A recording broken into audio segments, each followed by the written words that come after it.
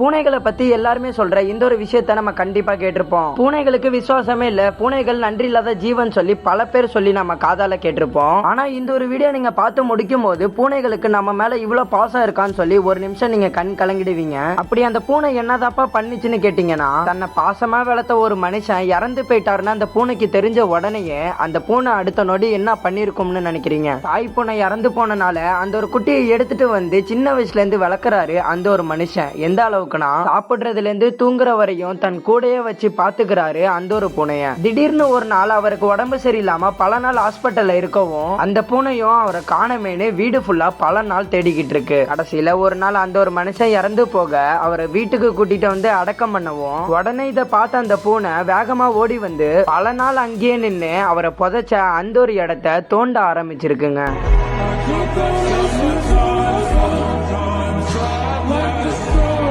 The stars